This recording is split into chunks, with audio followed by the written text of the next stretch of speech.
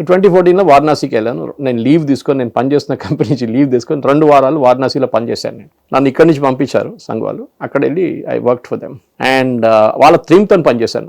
I was not a part of the CAG. కానీ వాళ్ళ team ఉండే ఒక రెసిడెన్షియల్ బిల్డింగ్, కొత్త రెసిడెన్షియల్ బిల్డింగ్ని బీజేపీ వాళ్ళు రెంట్కి తీసుకున్నారు. ఇంకా అది వాళ్ళు ఇవ్వలేదు, పెద్ద అపార్ట్మెంట్ కాంప్లెక్స్. దాంట్లో ఫస్ట్ 6-7 ఫ్లోర్స్ బీజేపీ ఆఫీసర్స్ పెట్టుకున్నారు. గ్రౌండ్ ఫ్లోర్లో ఆపరేషన్స్ కమాండ్ ఉండే వారణాసిది. పెద్ద మ్యాప్ ఉంటుంది వారణాసిది ఒకటి. అమిత్ షా గారు వస్తూనే ఉంటారు అక్కడ రెగ్యులర్గా. And then the top 2 floors వీళ్ళు తీసుకున్నారు, సిఏజీ వాళ్ళు తీసుకున్నారు. సో రెగ్యులర్లీ వీళ్ళు కలుస్తుంటే, నేను కూడా సోషల్ మీడియా రిపోర్టింగ్ చేస్తుంటే అక్కడ డాక్టర్ కుష్వా అని చెప్పి బీజేపీ ఒక లీడరు, ఆయన ఒక డాక్టర్, ఆయన ఒక 22 మెంబర్ టీమ్ని లీడ్ చేస్తున్నారు 2 బూత్లలో. 2350 మంది ఉన్నారు 2 బూత్లలో. So we use to go to each house. అక్కడ వెళ్ళి నేను వీడియోలు తీస్తుండే, మాట్లాడుతున్నప్పుడు మోదీ గారి గురించో దేని గురించో దాని గురించి అక్కడ గొడవ కూడా జరుగుతుంది. అప్పుడు అఖిలేష్ యాదవ్ వాజ్ రూలింగ్ ఆ టైంలో. చాలా మటుకు రేడ్స్ జరిగినాయి బీజేపీ వాళ్ళ మీద. అదన్నీ వీడియోలు తీసి వేస్తుండే నేను అనమాట. I spend 2 weeks there. అక్కడే నేను చూశాను వీళ్ళది మెథాడికల్ వర్కింగ్, మైక్రో లెవెల్కి వెళ్ళిపోతారు వీళ్ళు. బీజేపీ కార్యకర్తల దగ్గర ఏం చెప్పారంటే, మీరు ఒకసారి ఇంటికి వెళ్ళిన తర్వాత 3 విజిట్లు చేయాలి. అది వాళ్ళ సంఘ్ వైపు నుంచి ఉన్న ఫిలాసఫీ నుంచి ఉంది. అది దోపర్చీ సిస్టమ్ అంటారు. అంటే ఒక సైడ్ 40-45 ఓటర్లు ఉంటారు. మొత్తం డీటెయిల్స్ మీరు తెలుసుకోవాలి. You should know everything about it. దోపర్చీ సిస్టంలో ఒకరికి ఇస్తారు ఆ రెస్పాన్సిబిలిటీ. అట్లా అందరికీ ఆ బూత్లో ఉన్న ప్రతి వాలంటీర్కి 20 మంది ఉంటే 20 మందికి. సో 20 × 2 pages 80 pages మీరు బై హార్ట్ బట్టి కొట్టుకోవాలి. మీ దగ్గర ఉండాలి. ప్రతి ఓటర్ మీ ఏరియా కదా, మీకు తెలుసుంటారు వాళ్ళు. ఇంటికి వెళ్ళినప్పుడు first time you speak to them, మీకు అర్థమైపోతుంది ఎట్లాంటి వాళ్ళు, వీళ్ళు మోదీకి ఓటేస్తారా లేకుంటే ఇంకా అఖిలేష్కి ఓటేస్తారా, ఏదైనా డౌట్ వస్తుంది. వీళ్ళు ఎంటర్ చేసుకుంటారు డేటా, వెళ్ళి సిస్టమ్లో ఎంటర్ చేస్తారు. నెక్స్ట్ విజిట్లు వెళ్ళేటప్పుడు ఇంకా కొంచెం ఫెమిలియారిటీ వచ్చేస్తుంది. ఇప్పుడు కూడా నేను కూడా చాలా తిరిగాను వెళ్తాను. సమోసాలు, కచోరీలు, లస్సీ తిని లాస్ట్లో నేను ఫుడ్ పాయిజనింగ్ అయింది నాకు. నన్ను అంబులెన్స్లో తీసుకెళ్లారు ఎయిర్పోర్ట్కి రిటర్న్ హైదరాబాద్కి వచ్చినప్పుడు. అటు కూడా మణిపాల్ ఆఫ్టర్ దట్. మా కూతురు అక్కడ ఉండే అప్పుడు అడ్మిషన్, ఆమె ఫస్ట్ ఇయర్ ఎగ్జామ్ తర్వాత ఆమె పికప్ చేయడానికి వెళ్ళాము. It was terrible. చాలా బ్యాక్ బ్రేకింగ్ ఉండే వర్క్. మాకు గుర్తు ఇప్పుడు కూడా, మేము పొద్దున 3 గంటలకు అమిత్ షా గారు మీటింగ్ పెడతారు. 3 గంటలకు మీటింగ్ పెట్టిన తర్వాత ఆయన అంటారు, ఠీకే సబ్ 6 బజే మిలేంగే అంటారు. ఏది పొద్దున 3, మళ్ళీ 6 గంటలకు కలవాలంటే ఏదో పెద్ద బ్రేక్ ఇచ్చినట్టు చెప్తారు ఆయన. 3 hours ఉంది.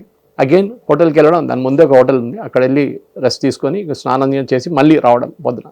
మళ్ళీ అక్కడ బ్రేక్ఫాస్ట్ యూజువలీ కచోరీ, జిలేబీలు ఉంటుంది. సో ఒక లెసన్ ఉండే అక్కడ. I saw micro managing. 3rd విజిట్లో వీళ్ళు స్లిప్స్ తీసుకొని వెళ్తారు. ఇప్పుడు కూడా నా ఫేస్బుక్లో మీకు కనిపిస్తుంది పాత వారణాసి ఫొటోస్లో.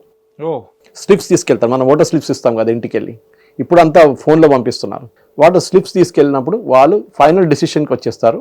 దీంట్లో ఈ బూత్లో ఉన్న 70% మంది మోదీ గారికి ఓటేస్తారు, 30% మంది 20% మంది అఖిలేష్కి వేస్తారు, 10% కేజ్రీవాల్కి వేస్తారు. అప్పుడు కేజ్రీవాల్ ద క్యాండిడేట్ దేర్.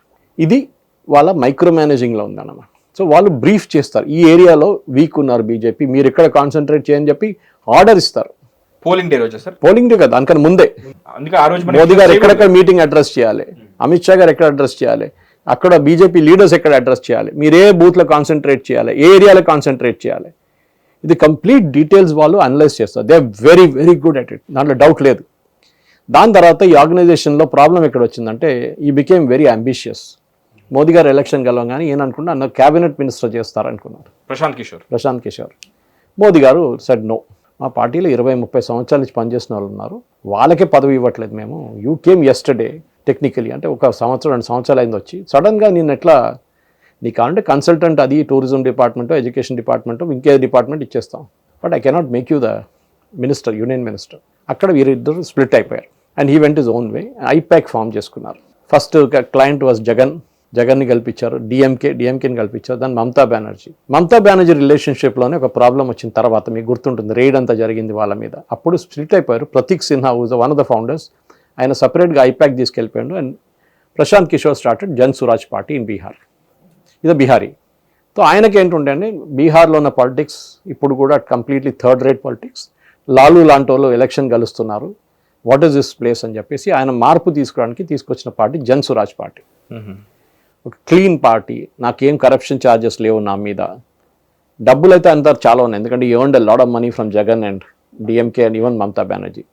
ఆ రైడ్లోనే మీకు 23 కోట్లు దొరికినాయి ఆ రోజు ఐపాక్ ఆఫీస్ నుంచి. డ్యూరింగ్ బీజేపీకి పనిచేస్తున్నప్పుడు సార్ ఉంటుంటారు. They had huge money. In fact మీరు బిలీవ్ చేయరు, ఫారెన్ కంపెనీస్ వాళ్ళ ఎంప్లాయీస్ని వెళ్ళనిచ్చారు. Some people didn't even resign from the company. They said we're taking a long leave, 1 year 2 years leave, and మేము ఇండియాలో వెళ్ళి పనిచేసి వస్తాం. మేము వాళ్ళు కూడా అన్నారు okay if you're working in Coke go discover the Indian market, election తర్వాత ఇండియన్ మార్కెట్లో పనిచేయండి మీరు. Lot of them later resign, వాళ్ళు కంపెనీస్లో ఇక్కడ కన్సల్టెంట్స్ అయిపోయారు, కొంతమంది government of India departments consultants అయిపోయారు, చాలా మంది ఇప్పుడు కూడా they are in touch with me ఇవన్నా. సో ప్రశాంత్ కిషోర్ లైఫ్ అది అనమాట. కానీ ఆయన ఈ జన్ స్వరాజ్ పార్టీ అనేది క్లిక్ కాలేదు. లాస్ట్ బీహార్ ఎలక్షన్ అంటే ఈ బీహార్ ఎలక్షన్ ఇది బైపోల్, దానికన్నా ముందు రెగ్యులర్ ఎలక్షన్ ఒక్క సీట్ కూడా రాలేదు. 238 స్థానాల్లో 238 స్థానాల్లో ఒక్కటి కూడా రాలేదు. కానీ 2 సీట్లలో డిపాజిట్ వచ్చింది, మిగతా అన్ని సీట్ల డిపాజిట్ కూడా గల్లంతాయి. నాకు అదే ఆశ్చర్యంగా ఉంది సార్. ఇప్పుడు 19,000 మెజారిటీ సార్. ఇప్పుడు లైక్ 0 to దట్ రీజన్ ఉంది. ఇప్పుడు మీరు దాంట్లో మీసా భారతి అంటే లాలు కూతురు ఆ రోజు పార్లమెంట్ బయట మాట్లాడుతూ ఎన్డీటీవీతో ఏం చెప్పిందంటే ఇది కాన్స్పిరసీ, మమ్మల్ని బీహార్ నుంచి ఈ ఆర్జేడీ పార్టీని తూడ్చి కంప్లీట్గా బయట తీయడానికి బీజేపీ ఆడిన గేమ్ ఇది. బీజేపీ ప్రశాంత్ కిషోర్కి ఒక ఎంట్రీ ఇచ్చారు. నా ప్రశాంత్ కిషోర్తో మేము పోరాడాల్సి వస్తుంది. ఆలోచించండి, ఆపోజిషన్ ఓట్ స్ప్లిట్ అయిపోయింది. ఇప్పుడు ముందు 2 పార్టీలు ఉండే, ఓట్ల చీలిక, కాంగ్రెస్ ఉండే ఆర్జేడీ ఉండే, కానీ స్ప్లిట్ అక్కడ కూడా కాదు, వాళ్ళు ఒక కోalitionలో పార్టిసిపేట్ చేస్తారు. ఇప్పుడు ఒక 3వ పార్టీ వచ్చేసారు, BJP, Jan Swaraj and RJD Congress. ఇప్పుడు రేపు ఎలక్షన్ జరిగింది అనుకోండి బీహార్లో, హైపోథెటికలీ ఇంకా 400 సంవత్సరాలు ఉన్నాయి, ఇంకా జరిగితే ఓటర్ ఏం చూస్తాడు, ఐదర్ బీజేపీకి వేద్దాం లేకుంటే జన్ స్వరాజ్కి వేద్దాం. బీజేపీకి వాళ్ళు డెడికేటెడ్ ఓటర్స్ ఉన్నారు. ఈ బాంకీపూర్ అని చెప్పింది వింటే మీరు అనుకుంటారు ఏదో పల్లెటూరు అనుకుంటారు, it's Patna. It is Patna and right in the heart. It's like ఇక్కడ ఉన్న సోమాజీ కూడా అనుకోండి, లేకుంటే హిమాయత్ నగర్, అట్లాంటి కాన్స్టిట్యున్సీ అది. Middle class, upper middle class and caste wise Brahminical, okay, high caste party అది. అక్కడ కషత్స్ వాళ్ళకి కోపం ఉండే బీజేపీ మీద. ఏంటంటే బీజేపీ అక్కడ క్యాస్ట్ పాలిటిక్స్ చాలా ఆడుకున్నారు బీహార్లో. బీసీలు ఎస్సీ ఎస్టీలు అని చెప్పి టికెట్ వాళ్ళకి ఇచ్చిన తర్వాత బీజేపీ ఆడుకున్నారు గేమ్ అని చెప్పేసి బీజేపీని ఒక లెసన్ నేర్పియాలని చెప్పి అక్కడ ఉన్న ప్రజలు చేసిన ఇది. బీజేపీ కూడా చాలా తప్పులు చేశారు అక్కడ. ఫస్ట్ వాళ్ళకి క్యాండిడేట్ని నామినేట్ చేశారు, బీఫామ్ కూడా ఇచ్చేశారు, ఆయన నామినేషన్ కూడా వేశారు. వేసిన తర్వాత వాళ్ళకి ఎవరికో అప్పుడే మేల్కొచ్చింది దట్ ఈ క్యాండిడేట్ వాళ్ళ ఫాదరు అంకుల్ ఎవరో ఈ వాజ్ అ కరప్ట్ మ్యాన్, ఆయన మన లాలూది ఫాడర్ స్కామ్లో ఇన్వాల్వ్ ఉన్నారు. ఓకే, అప్పుడు ఈయన తీసేద్దాం, ఎందుకంటే దిస్ జన్ స్వరాజ్ పార్టీ వాళ్ళు దీని మీద పడతారు ఇప్పుడు వచ్చి, this fellow is a corrupt guy. అంటే వాళ్ళు కరప్ట్ కాదు, హీఈస్ నాట్ కరప్ట్, బట్ వాళ్ళ ఫ్యామిలీ కరప్ట్. సో అట్లాంటి వాళ్ళని ఎందుకు ఎన్నుకోవాలి, మీరు రిజెక్ట్ చేయండి అని చెప్పి క్యాంపెయిన్ నడిపిస్తారు. ఇప్పుడు దాకా కానీ ఇప్పుడు దాకా కాలేదు అట్లా. ఇప్పుడు బీజేపీ ఆ క్యాండిడేట్ని విత్డ్రా చేయించారు, నామినేషన్ విత్డ్రా చేయించారు. ఇంకొక క్యాండిడేట్ ఉన్నాడు ఎవరో ఒకడు, బీజేపీ వాడు, కానీ వాడు ఇండిపెండెంట్గా పోటీ చేయడానికి టికెట్ దొరకలేదు వాడికి, బీఫామ్. వాడు ఉన్నాడు, వాడిని తీసి వాడిని పిలిచారే ఇక్కడ రా నువ్వు బీఫామ్ తీసుకొని. వాడు స్టన్ అయిపోయాడు, వాడిని ఎవరు తెలియదు కాన్స్టిట్యున్సీలో, this candidate is not known at all. వాడికి ఏ పొలిటికల్ బ్యాకింగ్ లేదు, ఒక కార్పొరేటర్ ఎలక్షన్ కూడా కలవలేదు. అట్లాంటి వాళ్ళు తీసుకొచ్చి క్యాండిడేట్ చేశారు బీజేపీ. అలా ఓడిపోకుండా ఇంకేమవుతుంది. ఈ కాన్స్టిట్యున్సీలో మీరు చెప్పినట్టు కుక్కన పిల్లిని పెడితే కూడా గెలుస్తారని చెప్పిన statement that I later turned out to be AI generated voice clip. Okay, it was not a real one. అది బీహార్ ముఖ్యమంత్రి చెప్పారని చెప్పి వచ్చినది, లేటర్ ఆన్ ఇన్వెస్టిగేషన్లో తెలిసింది అది it was a AI generated clip. కానీ కరెక్టే అది కూడా, ఎందుకంటే 9 సార్లు గెలిచిన ఫ్యామిలీ ఈజ్ దిస్ బీజేపీ. 3 దశాబ్దాలు సార్, 3 దశాబ్దాలు. నితిన్ నబీన్ వాళ్ళ ఫాదర్ ఫస్ట్ 4 సార్లు గెలిచారు, Nitin Nabin won 5 times. Okay, ఒక బై ఎలక్షన్ ఉండే ఒకసారి, ఎందుకంటే వాళ్ళ ఫాదర్ గారు చనిపోయారు. కాలేజ్ నుంచి బయటకు వచ్చిన నితిన్ నబీన్ గెలిచారు election. It was a family fight. And ఈ ఫస్ట్ క్యాండిడేట్ సెలెక్ట్ చేశారని చెప్పారు చూడండి, he was Nitin Nabin's candidate. Naturally ఆయన తీసేసినప్పుడు ఈయన కూడా కోపం వచ్చి ఉంటుంది, but anyway he would not have shown it openly. కానీ ఇంత ఒక మంచి స్ట్రాంగ్ క్యాండిడేట్ని మీరు తీసేసి ఎవడో తెలియని ఒక క్యాండిడేట్ని తీసుకొస్తే ఓడిపోతారు 100%. అందరూ మోదీ గారు ఫోటో పెడితే ఓటు వేయరు, అది అందరూ అనుకుంటారు. మోదీ గారు ఫోటో పెడితే అయిపోతుంది, ఫ్లెక్స్ పెడితే ఓటేస్తారు నాకని చెప్పి. You are to a strong candidate. అదే కంపారిజన్స్ మీరు మధ్యప్రదేశ్లో ఉన్న కాన్స్టిట్యున్సీలో చూడండి, అక్కడ కూడా బైపోల్ జరిగింది. అక్కడ ఏమైంది, అక్కడ ఉన్న కాంగ్రెస్ క్యాండిడేట్ మీద చాలా ఆరోపణలు ఉండే కరప్షన్ది, కానీ కాంగ్రెస్ క్యాండిడేట్ మార్చలేదు because he was a very powerful candidate. ఎవరు సార్ ఆయన పేరు నేను మర్చిపోయాను. He was the guy who won the election now. So ఆ క్యాండిడేట్ని కాంగ్రెస్ ఉంచుకున్నారు, Congress didn't bring him down. అదే టైంలో బీజేపీ అక్కడ ఉన్న సీనియర్ లీడర్, లాస్ట్ టైం ఆయన ఓడిపోయారు 2020, ఆయన్ని క్యాండిడేట్ చేయకుండా ఒక కొత్త క్యాండిడేట్ని తీసుకొచ్చారు. Again same mistake like Bihar. కొత్త క్యాండిడేట్ని తీసుకొచ్చి ఆయన్ని క్యాండిడేట్గా చేశారు. అప్పుడు పెద్ద రోడ్ ధర్నా జరిగింది. ఈ సీనియర్ లీడర్ బీజేపీది ధర్నా చేశాడు, పార్టీ నుంచి రాజీనామా చేయడానికి వెళ్ళాడు. లాస్ట్లో బీజేపీ లీడర్షిప్ ఆయన్ని పిలిపించుకొని సమ్ పీస్ డీల్కి వచ్చారు, ఘన్శ్యామ్ సింగ్. సో అది జరిగిన పెద్ద తప్పు బీజేపీ చేసింది. మీరు బీహార్లో చేశారు అదే తప్పు. You done the same mistake in Madhya Pradesh. Back seat driving జరగదు. అన్నోన్ క్యాండిడేట్స్ని తీసుకొచ్చి మీరు ఎలక్షన్ గెలిపలేరు. మోదీ గారు పేరు చెప్పి మళ్ళీ మీరు ఎలక్షన్ గెలిపి. Candidate also should be strong, well known. మీ దగ్గర మంచి స్ట్రాంగ్ క్యాండిడేట్ ఉన్నారు, ఆయనకు ఆల్రెడీ 4 సార్లు గెలిచారు ఆయన దీనికన్నా ముందు. ఆయన్ని చేంజ్ చేసి ఎందుకు కొత్త క్యాండిడేట్ని తీసుకొచ్చారు? ఇది బీజేపీ అడగాల్సిన ప్రశ్న. Maybe it's a good thing one way, కొత్తగా ఫేస్ తీసుకొస్తున్నారు, అదన్నీ చెప్పొచ్చు మనం. కానీ there is a major things, other major. Sorry, your saying something. Please. So ఇదే తప్పు బీజేపీ యూపీలో చేశారు 2024 లోక్సభ ఎలక్షన్లో. యోగి ఆదిత్యనాథ్ సెలెక్ట్ చేసిన 80 క్యాండిడేట్స్లో ఆల్మోస్ట్ 45 మందిని రీప్లేస్ చేశారు హైకమాండ్, బీజేపీ హైకమాండ్. వాళ్ళ క్యాండిడేట్స్ని పెట్టారు.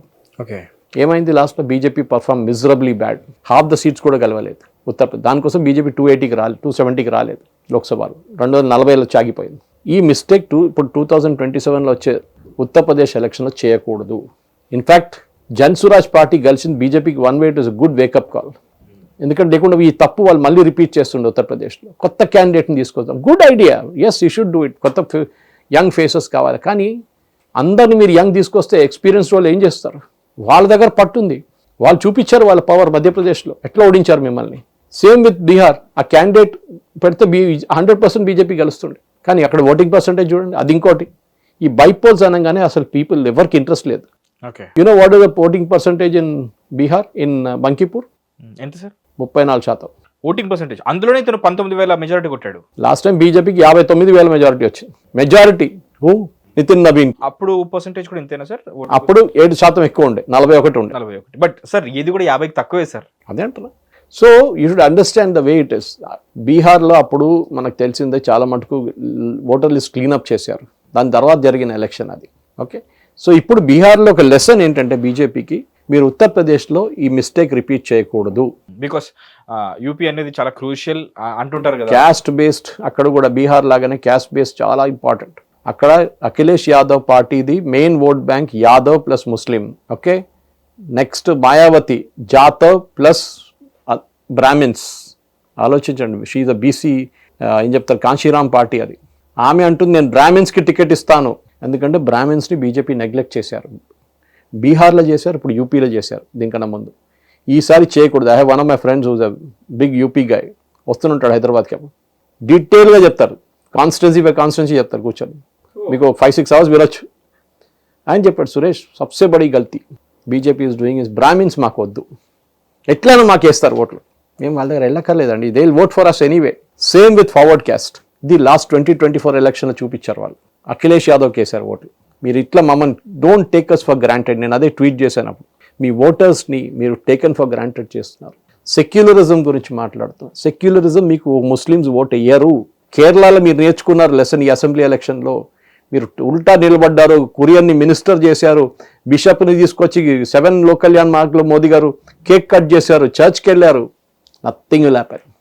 మీ voter is a cutter Hindu. మీరు వాళ్ళని చూసుకోకపోతే వాడు ఇంకో పార్టీకి ఓటేస్తాడు. అది ఏమైందంటే మన bird in hand is worth 2 in the bush అంటారు చూడండి. మన దగ్గర ఉన్న మనం ముందు వాళ్ళని చూసుకోవాలి. బీజేపీ చేస్తున్న తప్పు ఇది. మీరు సెక్యులరిజం గురించి దీని గురించి మాట్లాడుతూ, మీది జై శ్రీరామ్ క్రౌడ్. అయోధ్యలో జరిగిన తప్పదే. మీరు నెగ్లెక్ట్ చేశారు వాళ్ళు. మీరు you took it for granted. వీడు ఎక్కడ పోడు, ఎవరికి వేస్తాడు, అఖిలేష్కి వేస్తాడా, మాయావతికి వేస్తాడు, మాకే వేస్తాడండి ఓట్లు. ఇది బీజేపీ అస్సాంలో, వెస్ట్ బెంగాల్ చూపించారు.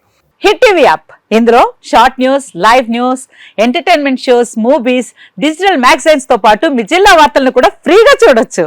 ఇంకెందుకు ఆలస్యం, వెంటనే హిట్ టీవీ యాప్ ని డౌన్లోడ్ చేసుకుని ఫ్రీగా ఎంటర్టైన్మెంట్ పొందండి. Hit TV app. Hit TV app. Please download hit TV app. Hit TV app ని ఫ్రీగా డౌన్లోడ్ చేసుకుని ఎంజాయ్ చేయండి. మీకు నచ్చిన ఎంటర్టైన్మెంట్ కోసం హిట్ టీవీ యాప్ ని ఫ్రీగా డౌన్లోడ్ చేసుకుని ఎంజాయ్ చేయండి. హిట్ టీవీ యాప్ ని డౌన్లోడ్ చేసుకుని ఆస్వాదించండి, ఆశీర్వదించండి. ఇంతమంది సెలబ్రిటీలు హిట్ టీవీ యాప్ ని డౌన్లోడ్ చేసుకోండి అని చెప్తున్నారంటే ఎంత మంచి యాప్ ఆలోచించండి. అమెరికా అమెరికా అమెరికా అమెరికాలో చదవాలనుకునే వాళ్ళకి విశ్వసనీయమైన పేరు మన శౌర్య కన్సల్టెన్సీ. UK లో 1 year masters, UK లో 1 year masters, 2 years work permit up to 5 years visa. Contact Saurya Consultancy. Contact 89851 89851.